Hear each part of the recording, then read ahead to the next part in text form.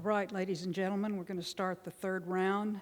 First student has written her own poems and song lyrics for years, but until she started with this endeavor, she never knew how to read poetry with such understanding and enjoyment.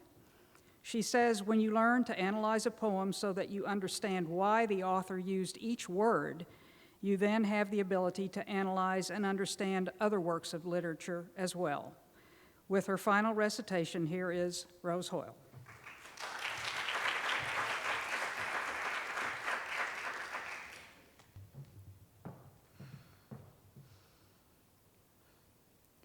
As Children Know by Jimmy Santiago Baca.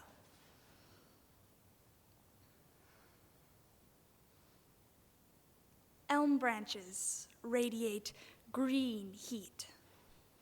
Blackbirds stiffly strut across fields. Beneath bedroom wood floor, I feel earth, bread in an oven that slowly swells, simmering my Navajo blanket thread crust. As white-feathered and corn-tasseled corn dancers rise in a line, follow my calf, vanish in a rumple, and surface at my knee cliff, chanting. Wearing shagged buffalo headgear, buffalo dancer chases deer woman across Sleeping Leg Mountain. Branches of wild rose trees rattle seeds. Deer woman fades into hills of beige background. Red bird of my heart thrashes wildly after her. What a stupid man I have been. How good to let imagination go, step over worrisome events, those hacked logs tumbled about in the driveway. Let decisions go. Let them blow like school children's papers against the fence, rattling in the afternoon wind. This red bird of my heart thrashes within the tidy appearance I offer the world, topples what I erect, snares what I set free, dashes what I've put together, indulges in things left unfinished.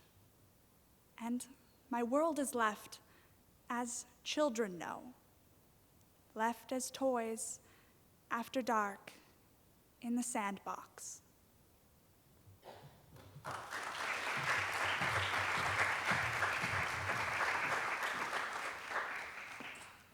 The next student describes memorization as an odd process of immersion and understanding. She begins the memorization process by writing the words to get the structure of the poem, and then she focuses on the meaning and message that gives the content its context. She says getting the words memorized is only the first step. Internalizing the meaning and making it intuitive is when true art can be made. Here's the last recitation from Mariah Studebaker.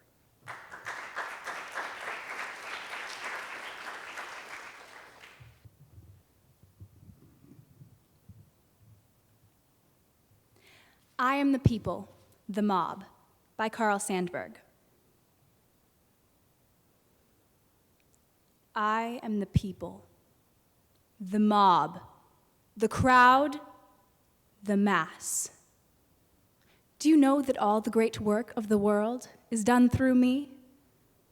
I am the working man, the inventor, the maker of the world's food and clothes. I am the audience that witnesses history. The Napoleons come from me, and the Lincolns. They die, and then I send forth more Napoleons and Lincolns. I am the seed ground.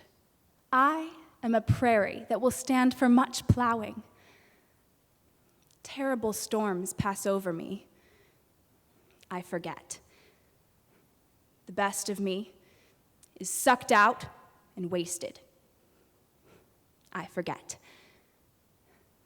Everything but death, comes to me and makes me work and give up what I have. And I forget. Sometimes I growl, shake myself, and spatter a few red drops for history to remember. Then I forget. When I, the people, learn to remember.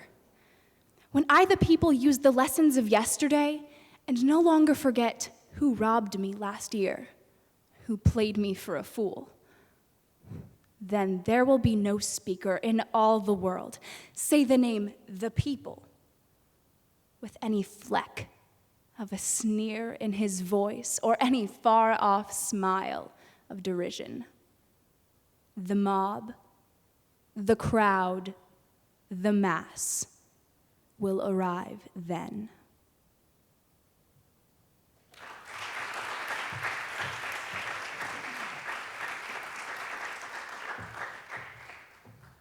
The next student says memorization comes easily to her.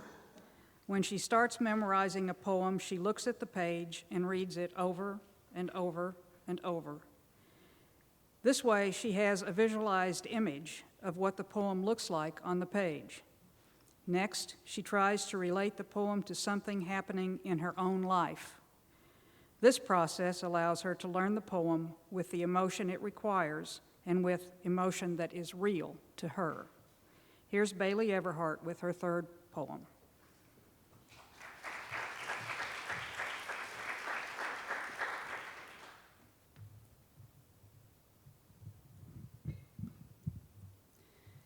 Sonnet 29 by William Shakespeare.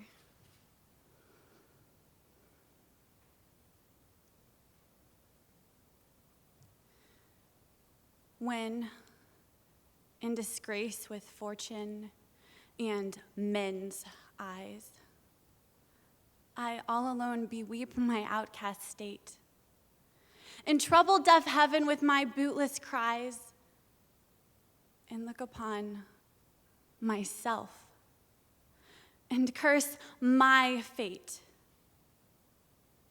wishing me like to one more rich in hope, featured like him with friends possessed, desiring this man's art and that man's scope, with what I most enjoy, contented least. Yet, in these thoughts, myself almost despising, haply I think on thee, and then my state. Like to the lark at break of day, arising from sullen earth, sings hymns at heaven's gate. For thy sweet love remembered, such wealth brings, that then I scorn to change my state with kings. Thank you.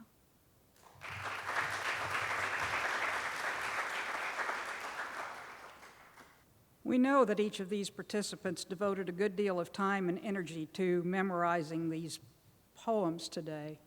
I'm guessing that many of you parents may be able to recite these poems from memory yourself.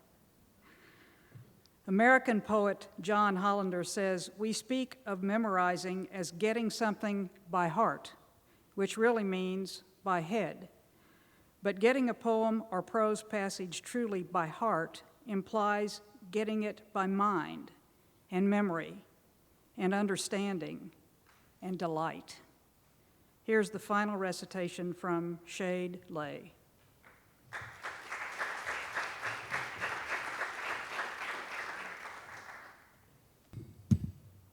Thoughtless Cruelty by Charles Lamb. There, Robert, you have killed that fly. And should you, 1,000 ages try, the life you've taken to supply, you could not do it. You surely must have been devoid of thought and sense to have destroyed a thing which no way you annoyed.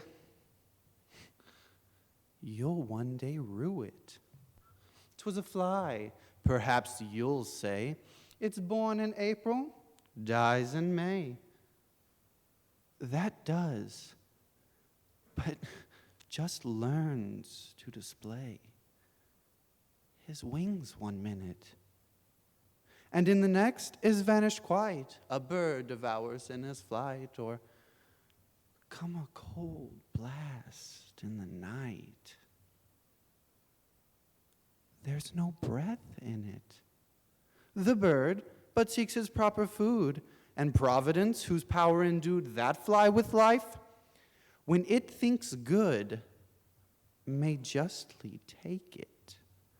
But you have no excuses for it, a life by nature made so short. Less reason is that you for sport should shorter make it. A fly, a little thing you rate, but Robert, do not estimate a creature's pain by small or great.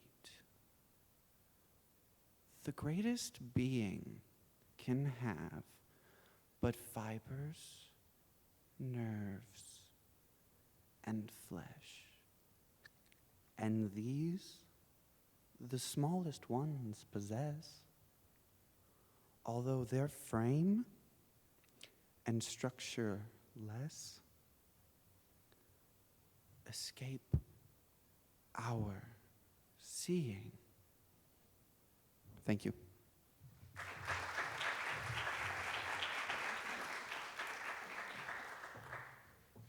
The next student says he tries to memorize poems by thinking of them as a scene or a story to be acted out. He also considers the voice or tone of the poet. He says he would have a very hard time just trying to memorize words off the page without some kind of inspiration to bring to the process. To him, this is the difference between plain memorization and more powerful interpretation and reciting. That word I knew was going to get to me before the day was over. Here's Nick Eldredge.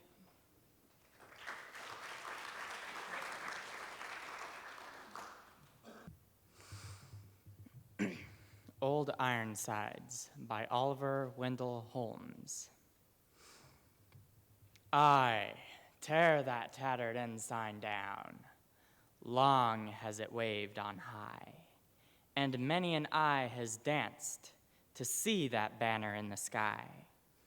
Beneath it rung the battle shout and burst the cannon's roar. The meteor of the ocean air shall sweep the clouds no more. Her deck, once red with heroes' blood, where knelt the vanquished foe, when winds were hurrying o'er the flood and waves were white below. No more shall feel the victor's tread or know the conquered knee. The harpies of the shore shall pluck the eagle of the sea. Oh, better that her shattered hulk should sink beneath the wave. Her thunders shook the mighty deep, and there should be her grave. Nail to the mast her holy flag, set every threadbare sail, and give her to the god of storms, the lightning and the gale. Thank you.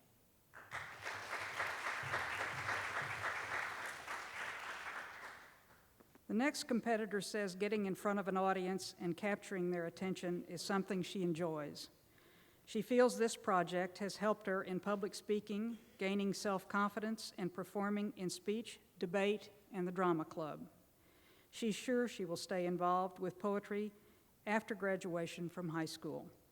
Mariah Griggs.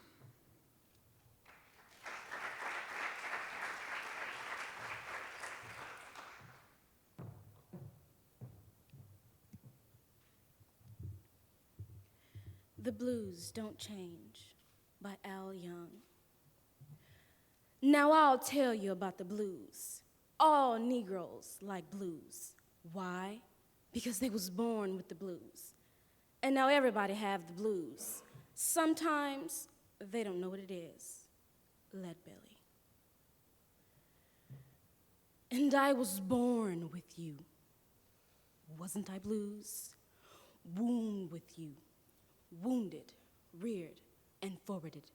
From address to address, stamped, stomped, and returned to sender by nobody else but you. Blue Rider, riding me off every chance you got. You mean old, grudgeful-hearted, table-turning demon. You sexy, soul-sucking gem. Blue diamond in the rough, you are forever. You can't be outfoxed. Don't care how they cut and smuggle and shine on you. You're like a shadow, too dumb and stubborn and necessary to let them turn you into what you ain't, with color or theory or powder or paint.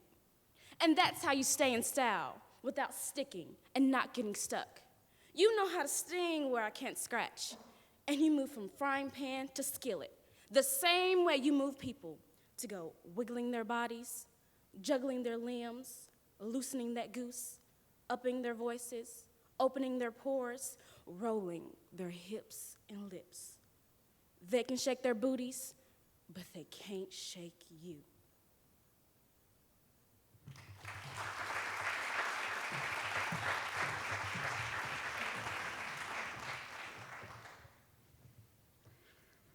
If you're enjoying these performances today and would like to see more, poetryoutloud.org is a perfect place for you to see video examples and hear audio examples of outstanding performances.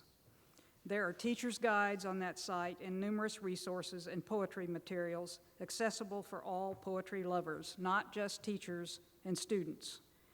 You may even find a few that you think you need to memorize too. Cameron Locke is up next with a third and final poem.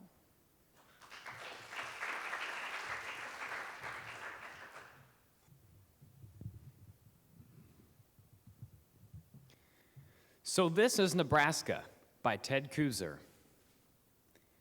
The gravel road rides with a slow gallop over the fields, the telephone line streaming behind, its billow of dust full of the sparks of red-winged blackbirds. On either side, those dear old ladies, the loosening barns, their little windows dulled by the cataracts of hay and cobwebs, hide broken tractors under their skirts. So, this is Nebraska. A Sunday afternoon, July, driving along with your hand out, squeezing the air, a meadowlark waiting on every post. Behind a shelter belt of cedars, top deep in hollyhocks, pollen, and bees, a pickup kicks its fenders off and settles back to read the clouds. You feel like that. You feel like letting your tires go flat, like letting the mice build a nest in your muffler, like being no more than a truck in the weeds, clucking with chickens or sticky with honey, or holding a skinny old man in your lap while he watches the road, waiting for someone to wave to. You feel like waving. You feel like stopping the car and dancing around on the road. You wave instead and leave your hand out, gliding lark-like over the wheat, over the houses.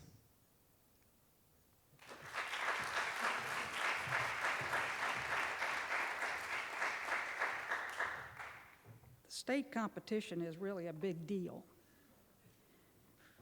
The national finals is even bigger deal, and the judging pool is a who's who of the artistic community. Last year, guest judges presiding over the final rounds of competition included well-known poets and authors, performers, and playwrights. Caroline Kennedy, daughter of John F. Kennedy and advocate for poetry, judged the first year of the contest, and Garrison Keillor from National Public Radio's A Prairie Home Companion has served as a judge numerous times. Who knows who'll be sitting in that audience this year? And it's exciting to know that one of these young people will represent our state at the national contest next month. Now with his last poem, here's Will Edwards.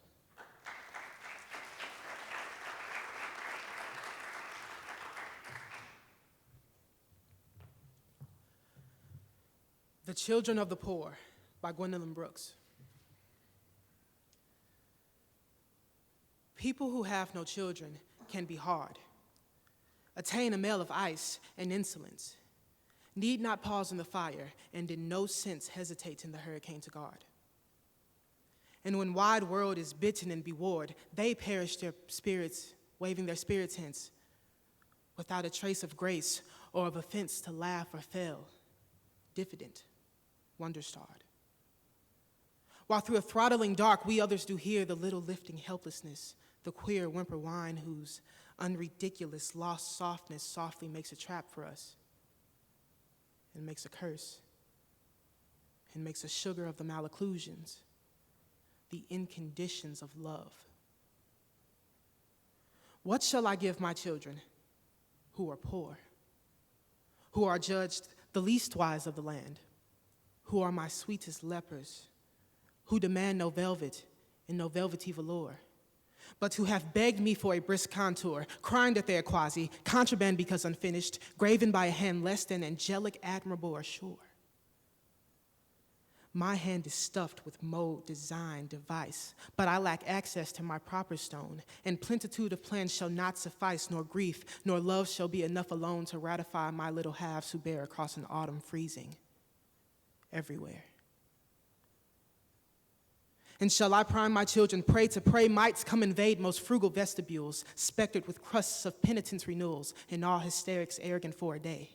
Instruct yourselves, here is no devil to pay. Children, confine your lights in jellied rules, resemble graves be metaphysical mules. Learn, Lord, will not distort nor leave the fray. Behind the scurryings of your neat motif, I shall wait if you wish. Revise the psalm if that should frighten you. Sew up belief if that should tear. Turn, singularly calm at forehead and fingers rather wise, holding the bandage ready for your eyes.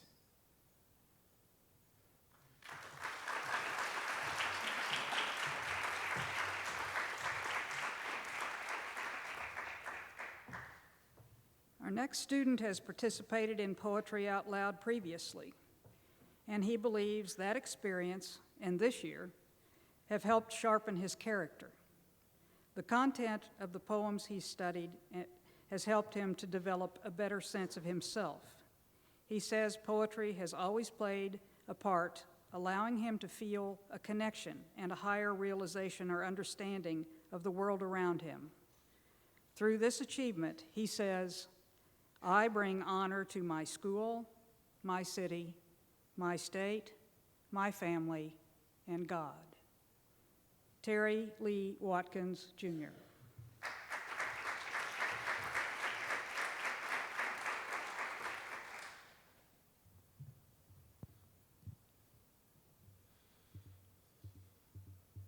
The Gift by Lee Young Lee.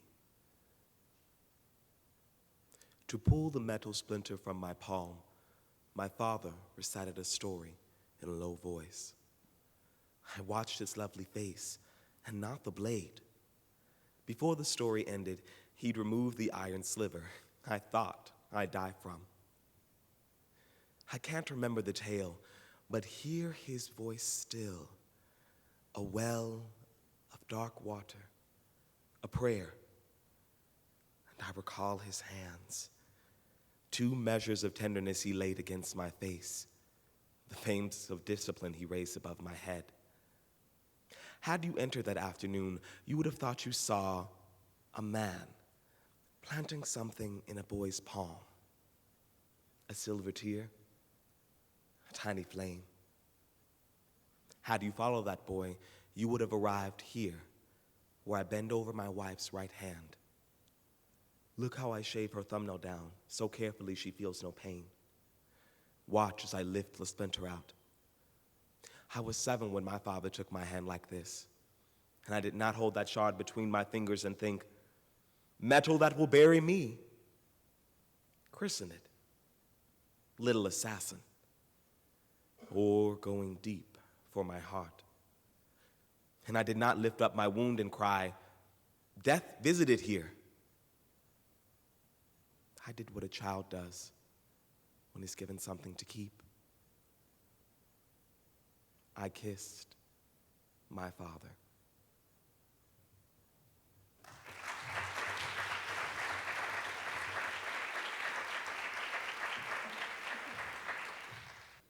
One of my favorite poets and a strong advocate for the Poetry Out Loud endeavor is former U.S. Poet Laureate Billy Collins. And he said this: "I am absolutely in favor of having my students memorize poetry. Once they have the poem internalized, they are really proud. It's a gift. If it gets in there young, it stays." He went on to say, "My mother lived to be 97, and she remembered poems she learned as a schoolgirl. We hope these poems stay with these students for a long while, too." And here's Courtney Jonas with the final presentation of today's competition.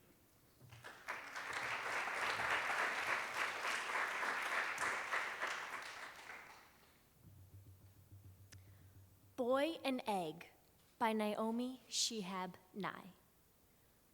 Every few minutes, he wants to march the trail of flattened ryegrass back to the house of muttering hens. He too could make a bed in hay.